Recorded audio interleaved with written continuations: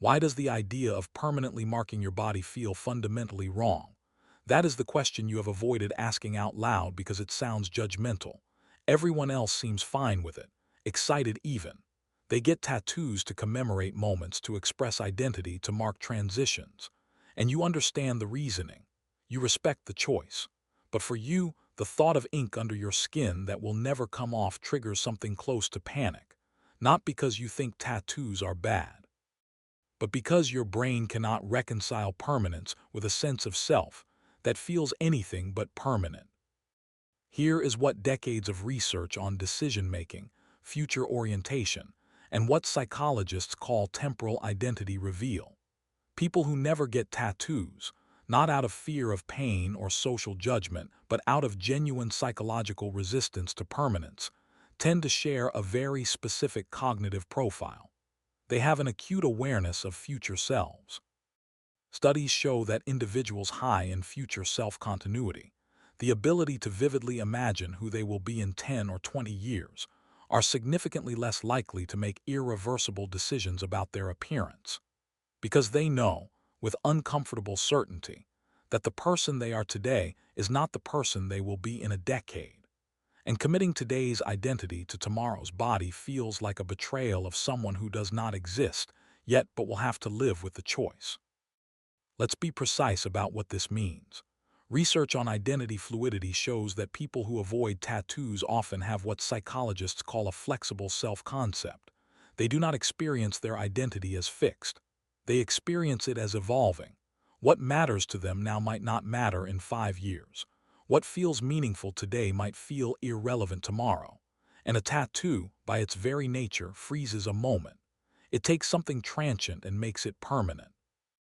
And for people whose psychology is built on growth, change, and the assumption that they will not be the same person forever, that permanence is not poetic.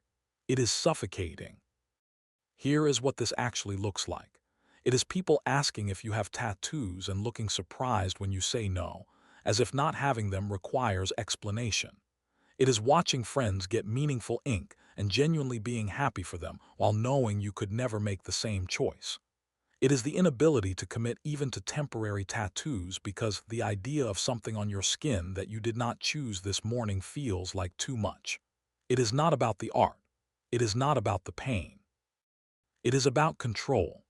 Specifically, the control to wake up tomorrow and be different than you were today without your body holding evidence of who you used to be.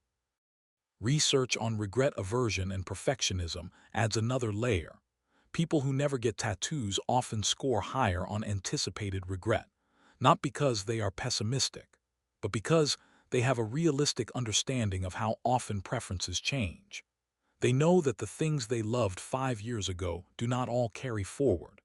They know that identity is not static, and they cannot tolerate the idea of being locked into a visual representation of a self they might outgrow. The tattoo is not the problem. The inability to undo it is. So when someone asks why you do not have tattoos and you struggle to explain it without sounding like you are criticizing people who do, when you admire someone's ink and still know with absolute certainty you will never get your own, when the idea of permanence makes you feel trapped in a way you cannot articulate, you are not indecisive. You are not afraid of commitment. You are protecting a version of yourself that does not exist yet. A future self who deserves the freedom to be someone completely different than who you are right now. Tattoos are beautiful, but so is the refusal to let the past define the body that has to carry the future. The next video examines why people who avoid permanence are often the most comfortable with change.